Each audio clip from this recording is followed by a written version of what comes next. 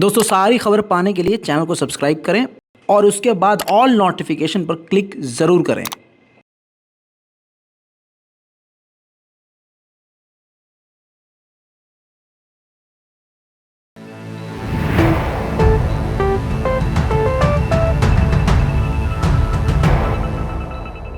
सलाम, नमस्ते, सत श्री अकाल। मैं हूं रजा और आप देख रहे हैं रजा ग्राफी का वॉर अपडेट। रूस ने यूक्रेन पर मिसाइलों की बरसात कर दी है। 100 मिसाइलें एक साथ कीव पर दागी हैं। दोस्तों, इसके बाद पूरा यूक्रेन हिल कर रह गया है। पहली बात तो यूक्रेन की यह गलत साबित हुई कि यूक्रेन ने कहा था कि मिसाइलों का भंडार अब रूस के पास खत्म हो गया है और एक ही दिन में रूस ने 100 मिसाइलें दाग कर यह बता दिया है कि उसके पास मिसाइलों की कमी नहीं है। दोस्तों, अब वो फुटेज दिखाऊंगा, लेकिन उससे पहले मेन खबर सुन लीजिए। ज़ेलेंस्की ने अपनी चोंच मतलब अपने मुंह से कहा है कि 85 मिसाइलें दागी हैं। देखिए। Бажаю здоров'я. 85 ракетних ударів випущено по Україні, по наших містах, в більшості своїй по енергетичній інфраструктурі. Зрозуміло, чого хоче ворог. Він свого не доб'ється. Ще попереду може бути біля 20 ударів. Тож дуже прошу вас всіх, бережіть себе і будьте в укриттях. सुन लिया आपने, लेकिन आंकड़े जो हैं वो 100 के हैं। 100 मिसाइलें रूस ने अपनी तरफ से दागी हैं। अभी तक मरने वालों की संख्या नहीं सामने आई है, लेकिन मिसाइलें गिरी हैं, नुकसान तो जरूर हुआ होगा। अब भले ही यूक्रेन इसको छुपा रहा हो। आइए दोस्तों, पहले उस हमले के कुछ वीडियो देख लेते हैं। में आप ये भी देखेंगे कि जर्मनी के डिफेंस सिस्टम से लगभग आधे से ज्यादा रॉकेट और मिसाइलों को यूक्रेन ने भले ही अच्छे से रोका है।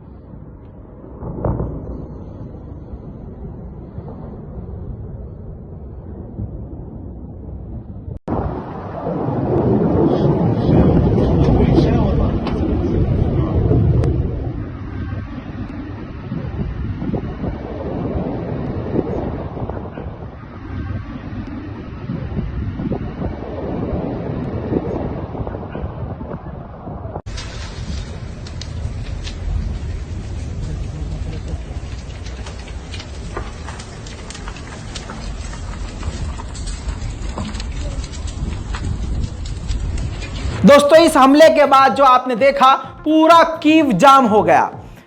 यूक्रेनियों को लग रहा था कि अब कीव में मिसाइलें रूस की नहीं आ सकती, लेकिन इसके बाद जब मिसाइलें गिरी तो पूरे कीव में जाम लग गया। Проспект Бажана, все стоит полностью. Движение парализовано. Харьковское направление. До Борисполя все стоят. Мост перекрыт.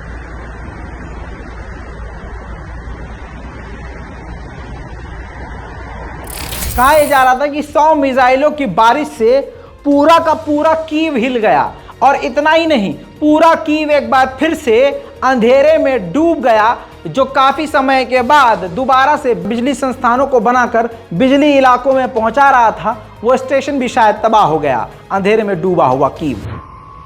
Частина Виноградаря без світла, Подол трішки світиться, Оболонь без світла. दोस्तों, इतना ही नहीं, कहा जा रहा है कीव के बेहद करीब मोल्डोवा एक अलग मुल्क है। इस हमले की ताकत इतनी खतरनाक थी कि मोल्डोवा में भी बिजली गुल हो गई। मोल्डोवा की भी वीडियो भी दिखाऊंगा आपको। देखिए, अंधेरे में डूबा हुआ मोल्डोवा। Троє десь щось трішки сіяє, лівий берег взагалі, там ось трішки є. Ну таке. इस हमले के बाद यूक्रेन और अमेरिका, ब्रिटेन समेत जो देश ओवर कॉन्फिडेंट हो रहे थे कि बस अब हम रूस से जीत गए, उनकी दिमाग की नसें खुल गई हैं। अब अमेरिका के डिफेंस मिनिस्ट्री की तरफ से कहा गया है कि हम यूक्रेन को और डिफेंस सिस्टम देंगे। वहीं इतना कुछ बता रहा हूं तो यह भी सुन लीजिए कि खैरसन को आज़ाद कराने के बाद ज़ेलेंस्की ने यह बात कही कि यह एंड ऑफ वॉर है, इस इलाके को जीतने के बाद इस जंग में हमारी ही जीत होगी। अब बात करें रूस के नुकसान की, तो आप किसी के भी समर्थक हो, लेकिन आपको अच्छे से मालूम है कि रूस का नुकसान काफी ज्यादा हुआ है। कई लोगों ने हमसे आंकड़े मांगे थे, तो आज आंकड़े लेके आ गया हूं। तस्वीर में देखिए, ये रूस के नुकसान हैं दोस्तों।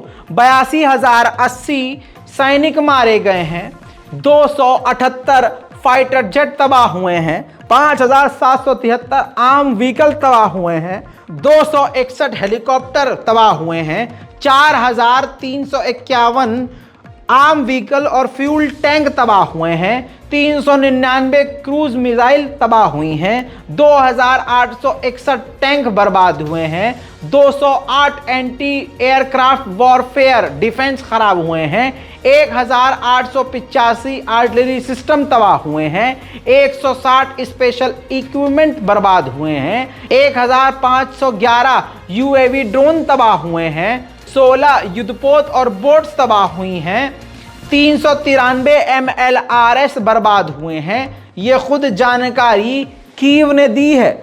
जी हाँ, इसके बाद ये भी हमने कंफर्म रूस के विदेश मंत्रालय और रक्षा मंत्रालय से किया, तो जानकारी लगभग वहां पर भी सेम है। वहीं एक वीडियो वायरल हो रही है और यूरोप में इस वीडियो से रूसी सेना की बड़ी बेइज्जती हो रही है।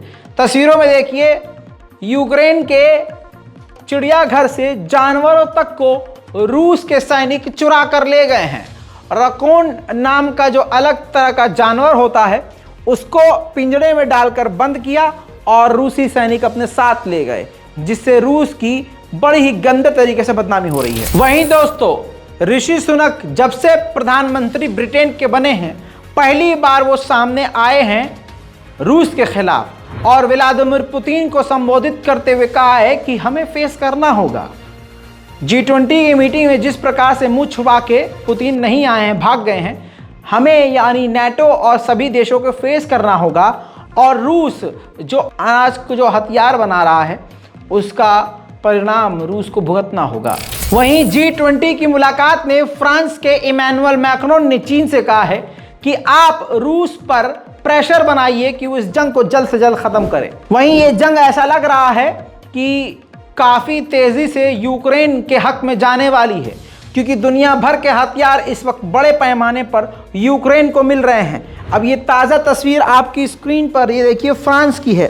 फ्रांस से घातक हथियार, टैंक, मिसाइलें, रॉकेटें कई तरह की निकल रही हैं और लगातार ऐसी तस्वीरें सामने आ रही हैं। यानी फ्रांस के नए हथियार यूक्रेन की तरफ रवाना हो चुके हैं। हालांकि चीन पहले ही बोल चुका था कि यूक्रेन पर रूस को न्यूक्लियर अटैक नहीं करना चाहिए, तब तो यूक्रेन कुछ नहीं बोला। आज जाकर ज़ेलेंस्की ने चाइना के शी जिनपिंग के उस बयान को समर्थन दिया है। वहीं सर्गेई लावरोव रूस के विदेश मंत्री ने साफ साफ कह दिया है कि बातचीत करने के लिए भी जो यूक्रेन शर्तें रख रहा है, हम उसको साफ साफ ठुकरा रहे हैं, हम कोई शर्त नहीं मानेंगे। देखिए, на украинской стороне, который категорически отказывается от каких-либо переговоров и выдвигает условия, которые заведомо нереалистичны и неадекватны этой ситуации. रूस के समर्थकों के लिए एक और बुरी खबर है। माफ कीजिएगा, रूस कई इलाकों से पीछे हट रहा है, नए नए इलाकों से भी पीछे हट रहा है। इस रिपोर्ट का खुलासा है और ये बात हमारे सामने पिछले 4 घंटे से ही घूम रही है, जिसको हमने देखा और अब जब सबूत हमारे सामने हैं तो हम आपके सामने रख रहे हैं। दोस्तों, कई इलाकों में यूक्रेन में अपने कदमों को रूस ने पीछे खींच लिया है। सिर्फ खैरसन नहीं, कई इलाकों से पीछे हटा है, लेकिन रूस उसकी जानकारी नहीं दे रहा है और बता नहीं रहा है। उसकी वजह यह है दोस्तों, अमेरिका में इलेक्शन चल रहे हैं। अगर रशिया इस टाइम पीछे हटना शुरू हुआ तो इसका पूरा फायदा बाइडेन को मिलेगा और बाइडेन जीत जाएंगे, और ये रूस नहीं चाहता है। अब अगर आप ईमानदारी से देखेंगे तो ज़्यादा हथियारों का इस्तेमाल यूक्रेन कर रहा है, क्योंकि दुनिया भर के हथियार इसको दिए जा रहे हैं। रूस अपने वही सोवियत संघ के हथियारों का इस्तेमाल कर रहा है और ज़्यादा घातक मिसाइलों का इस्तेमाल नहीं कर रहा है। ऐसे में ज़ेलेंस्की का अजीबोगरीब बयान आया है। ज़ेलेंस्की ने कहा है कि जो पर्यावरण को गंदा कर रहा है वो रूस है, CO2 गंदा हो रहा है, केमिकल हवाओं में फैल रहा है, यानी पूरे क्लाइमेट चेंज का जिम्मेदार सीधा रूस को बना दिया है और कह दिया है कि प्रदूषण फैलाने वाला ये रशिया ही है, जबकि ज़्यादा हथियार तो खुद ससुरा इस्तेमाल कर रहा है। अगर वॉर अपडेट आप सारा हमारा देखते हैं तो कल की वॉर अपडेट में हमने बताया था कि जाम्बिया का एक 18 साल का नौजवान जो कि रूस की तरफ से लड़ रहा था यूक्रेन से, जो मारा गया, उस पर जाम्बिया ने रूस से सवाल किया था कि ये कैसे मारा गया, जब हमारा नागरिक आपके यहाँ कैद में है और 9 साल की सज़ा भुगत रहा है, तो वो जंग में कैसे मारा गया। तो इस पर रूस ने बड़े ही प्यार से जाम्बिया से कहा है कि चिंता मत कीजिए, हम जांच कर रहे हैं। वहीं सेक्रेटरी ऑफ रशियन काउंसिल ने बड़ी बात कह दी है। जनरल लेवल के अफसर हैं, इन्होंने ये बात कही है कि यूक्रेन में हमारे खिलाफ जो विदेशी जो फाइटर्स हैं, हमारा सबसे पहला निशाना वही है। वहीं एक रिपोर्ट के अनुसार रशिया अपने एयरक्राफ्ट में, अपने फाइटर जेट में इस्तेमाल होने वाले इंजन की प्रोडक्शंस को दुगनी कर रहा है, बहुत ज़्यादा बढ़ा रहा है, ताकि नए एयरक्राफ्ट, नए फाइटर जेट वो बनाए और इनमें इस्तेमाल होने वाले पार्ट्स और इंजन को खरीदने के लिए दूसरे देश पर निर्भर न होना पड़े। आप जानते हैं कि भारत पर प्रेशर बनाया गया कि रूस का समर्थन ना करे, बल्कि रूस के पूरी तरह से खिलाफ हो जाए, लेकिन भारत झुका नहीं।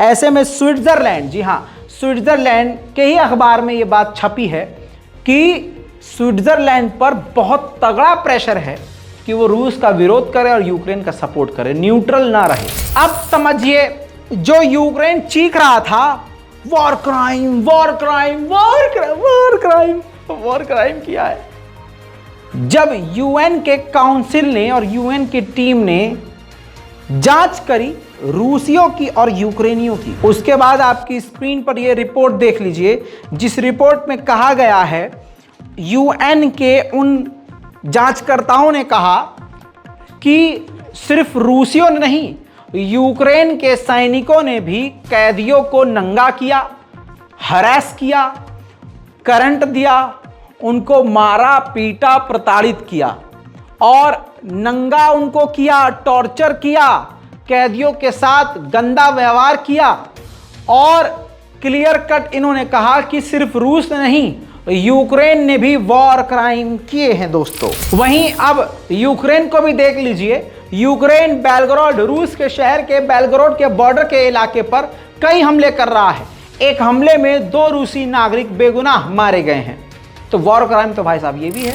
ईरान, एक ही ड्रोन ने America, Israel, Britain, Ukraine, Germany, France को दस्त लगवा दिए हैं, जिसका असर ये है, ये आपकी स्क्रीन पर देख लीजिए। अमेरिका की सरकार ने ईरान के शहीद एविएशन इंडस्ट्रीज रिसर्च सेंटर, जो शहीद ड्रोन बनाती है, उसको पूरी तरह से ब्लैकलिस्ट कर दिया है, बैन कर दिया है। अब सोच के देखिए, एक तरफ ईरान की कोई औकात नहीं, ईरान में दम नहीं, और ईरान के ड्रोन से इतनी इनकी हवा निकली कि उस कंपनी को बैन कर दिया। इस रिपोर्ट पर आपकी राय क्या है, नीचे कमेंट जरूर कीजिएगा। चैनल को रिफ्रेश करते रहिए, कभी भी कोई भी बड़ी खबर आ सकती है। चलिए, जय हिंद।